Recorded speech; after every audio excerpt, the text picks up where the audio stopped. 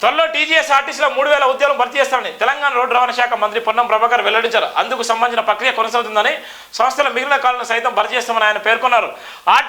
RTC ఉద్యోగస్తులకు PRC కారుణ్య నియామకాలు దృష్టి పెడుతున్నామన్నారు. ఆదివారం కరీంనగర్లో 33 ఎలక్ట్రిక్ బస్సును మంత్రి పొన్నం ప్రభాకర్ ప్రారంభించారు. అనంతరం మంత్రి పొన్నం ప్రభాకర్ మాట్లాడుతూ దసరా పండుగలోపు ఉద్యోగస్తులకు భాగ్యాలు లేకుండా చేసే ప్రయత్నం అయితే చేస్తున్నట్టు తెలిపారు. గత 10 ఏళ్లుగా ఆర్టీసీలో ఉద్యోగుల బస్సుల సంఖ్య బాగా తగ్గిపోయిందన్నారు. గతంలో కష్టాలు ఎదుర్కొన్న ఆర్టీసీ ప్రస్తుతం సొంతంగా బస్సులు కొనుగోలు చేస్తుందని చెప్పారు. కేవలం హైదరాబాద్ నగరంలో ప్రయాణికుల కోసం 2005లో బస్సులు కొనుగోలు చేయాలని నిర్ణయించామన్నారు. భవిష్యత్తులో ఆర్టీసీని రక్షించే విధంగా ప్రభుత్వం అన్ని చర్యలు చేపడుతుందని స్పష్టం చేశారు. హైదరాబాద్ ఔటర్ రింగ్ రోడ్ పరిధిలో డీజిల్తో నడిచే బస్సులను తగ్గించి వాటి స్థానంలో ఎలక్ట్రిక్ బస్సులు నడిపించాలనుకుంటున్నామని ఆయన పేర్కొన్నారు. రాష్ట్ర వ్యాప్తంగా పాఠశాల సమయంలో విద్యార్థుల సౌకర్యం కోసం ఆర్టీసీ బస్సులు నడిపే విధంగా చర్యలు తీసుకుంటున్నామన్నారు. కరీంనగర్లో రవాణా పరంగా అన్ని శాఖలు ఉండే విధంగా చర్యలు తీసుకుంటున్నామని మంత్రి పొన్నం ప్రభాకర్ వివరించారు. తెలంగాణలో ప్రజాప్రభుత్వం మహిళలు ప్రభుత్వం నడుస్తుందన్నారు. ఇప్పటి వరకు 92 కోట్ల మంది ఆర్టీసీలో ఉచిత ప్రయాణం చేశారని వివరించారు. 3200 కోట్లు విలువైన ఉచిత ప్రయాణాలు మహిళలకు అందించిన ఘనత ఈ కాంగ్రెస్ పార్టీకే చెందుతుందన్నారు. గతేడాది తెలంగాణ అసెంబ్లీ ఎన్నికలు జరిగిన రాష్ట్రంలో కాంగ్రెస్ పార్టీ అధికారంలోకి వస్తే మహిళలకు ఆర్టీసీ బస్సులో ఉచిత ప్రయాణం చేసి పథకాన్ని అమలు చేస్తున్నామని ఆ పార్టీ మేనిఫెస్టోలో పొందుపరిచింది. దీంతో ఆ ఎన్నికల్లో కాంగ్రెస్ పార్టీకి తెలంగాణ ఓటర్ పట్టం కట్టాడు.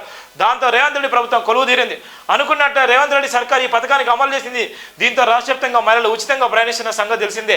కర్ణాటకలో అసెంబ్లీ ఎన్నికల వేళ కాంగ్రెస్ పార్టీ అధికారంలోకి వస్తే మహిళలకు బస్సులో ఉచిత ప్రయాణం పథకాన్ని ప్రారంభిస్తామని ప్రకటించింది. కర్ణాటకలో సైతం ఓటర్ కాంగ్రెస్ పార్టీకి పట్టం కట్టారు. అక్కడ సైతం మహిళలకు ఉచిత ప్రయాణ సౌకర్యం కల్పించిన విషయం విదితమే. ఇవాళ ఉన్నటువంటి బాగానే ఉంది. కానీ ఇప్పటి కూడా వాళ్ళ మీద డ్రైవర్ల మీద ఇవాళ కండక్టర్ల మీద వాళ్ళ మీద భారం పడే నేపథ్యం. ఇవాళ బస్సులో డ్రైవర్లు ఎవరైతే బస్సు డ్రైవర్లు ఉన్నటువంటి నేపథ్యంలో టికెట్ తీసుకొని డబ్బులు ఇచ్చి వాళ్ళని చెక్ చేసుకునే నేపథ్యం ఉంది.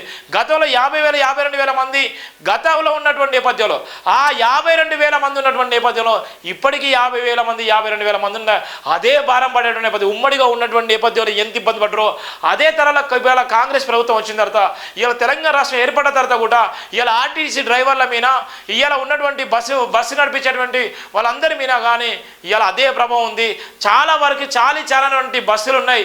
ఇవాళ ఉన్నటువంటి హైదరాబాద్ నుంచి వరంగల్ పోయేటువంటి రాజధాని బస్సులు కానీ లహారీ బస్సులు కానీ ఇవాళ ఎక్స్ప్రెస్ బస్సులు కానీ ఎంత భయంకరంగా ఉంటే అంత భయంకరంగా ఉండే. ఫిట్నెస్ ఉండదు, ఏది ఉండదు. ఎక్కడ బస్సులు ఆగిపోతే చెప్పలేని పరిస్థితిలో, ఎక్కడ ఏ బస్సు మంటమంటుందో అర్థం కాని పరిస్థితిలో, ఎప్పుడు ఏం జరుగుతుందో అనేటువంటి నేపథ్యంలో ఇవాళ డ్రైవర్ అన్న ఉన్నారు. ఇవాళ చెప్పగానే చెప్తున్నటువంటి ఇవాళ మంత్రుల మాటలు ఇవాళ ఏం చేస్తున్నారంటే ఇవాళ వచ్చేటువంటి ఆదాయం అంతా ఇవాళ ఆర్టీసీ వల్లనే ఆదాయం వస్తుంది. మరి ఆర్టీసీకి న్యాయం చేస్తున్నారా, ఆర్టీసీకి లాభం చేస్తున్నారంటే ఆర్టీసీకి లాభం లేదు. ఇవాళ ఉన్నటువంటి నష్టంలో ఉన్నటువంటి నేపథ్యం కూడా మనం చూస్తున్న సందర్భంలో